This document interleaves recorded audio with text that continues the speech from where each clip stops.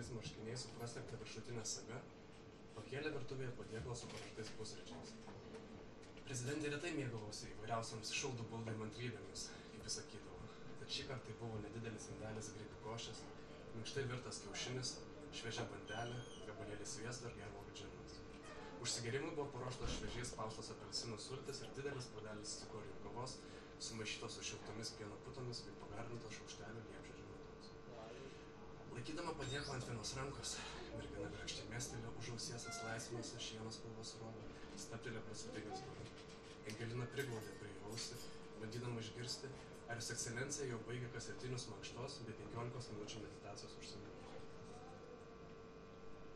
Buvo girdėti tik vos pro durų apačią prabanguriuojantis sunkus Zygmunt Rifler markės laikrodžio alsavimas, kuris, švytuodamas iš kairės į dešinę ir dešinės į kairę, puikiai atliko savo misiją, kartas nuo karto vis keisdamas ciferblato mimikas, nesiblaškydamas iš lėto per tminką.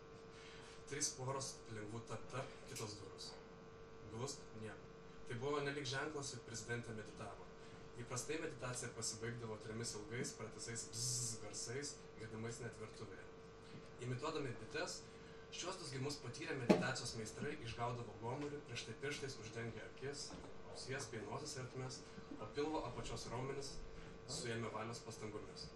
Tačiau dūzgimo nesigirdėjo, nei mažiausio dūzgesėlio. Medituojant rytais bei prieš dūzgimą, kurio vienas iš tikslų yra pasinerti į saugų būvį motinos įsčiose, Jos Ekscelencijai Sofijai Lichteniai vis iškildavo mintis apie nenuveiktus darbus, planus, įvairūs svarstymai, ar gerai pasielgus ar nenusižengė moralės normoms.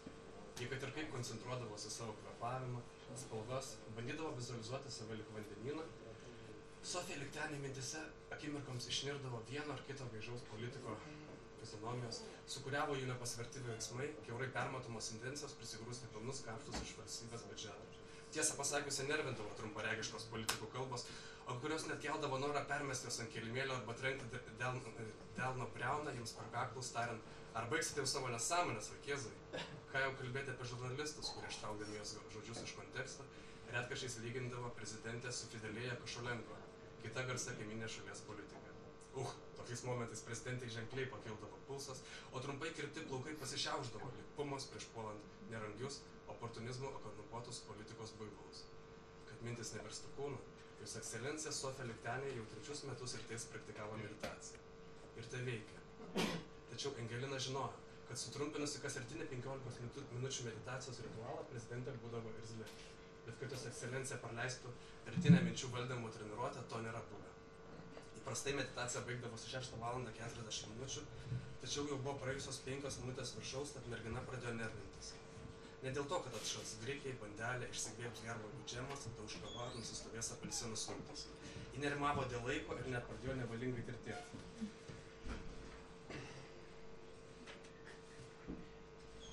Jau buvo 6 val. 45 minutės, o prezidentė reikėjo būti 8 val. Prezidentūroje, prieš tai dar spėti palysti po dušo srove, apsirengti ir panašiai. Gerai, jog šalies vadovė Sofija Lichteniai mėgo iš anksto pagalvoti apie daugelį dalykų.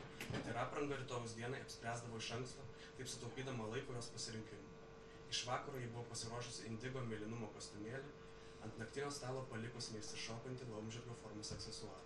Tačiau šie buvo ne ant Jos Ekscelencijos materialaus pavydalo, o savo vietose.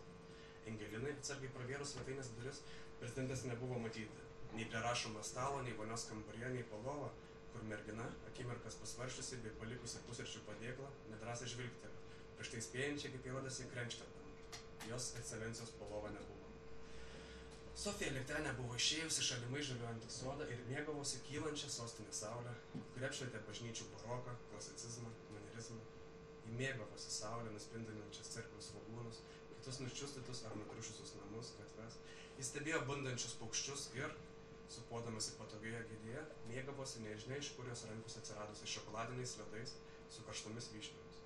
Šią silpnumo akimirką ji rodėsi visa politinė virtuvė esanti atsibodusi. Sofija Lichteniai abejojo savo pašaukimu. Ji nuleido akis į apačią ir klausė savęs, kaip pažadinti žmonių sąmoningumą, jų suvokimą metaforiškai kalbant, esant vieno avilio bitėms, kad jos supa tie patys apsnigti apinių laukai, sapnuose regimi net iš už Atlančio. Galbūt žmonės tai suvokė. Prezidentei ūmai palengvėjo ir ji laikydama rankos sidabrinį šaukštelį, neskubėdama, braukė per aksominę tyros galvos spalvą, atsirėkė norimą kiekį ledų. Pravėrė burną ir lėtai ten link nutaikė šaukštelio turinį. Jos gomurys iškart išsimaudė skonyje, lūpų vidinės pusės bei dantis taip pat nusidažė šokoladu ir vyšne.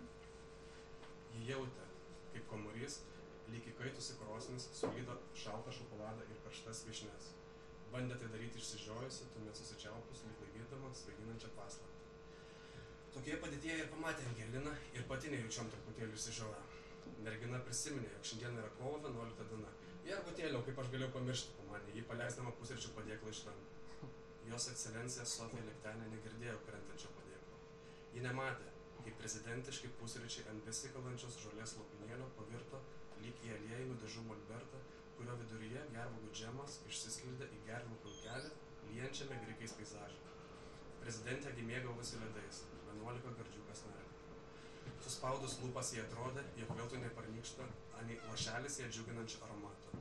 Ji liežuviu valdė ledų masę savo burnoje, lyg irklų valtį naktiniame ežere.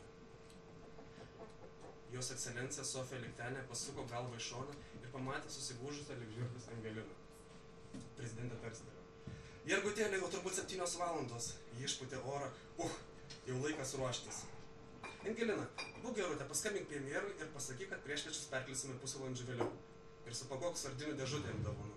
Nepamiršk kaspinų. Pošint pypkių, tai prastinė diplomatija.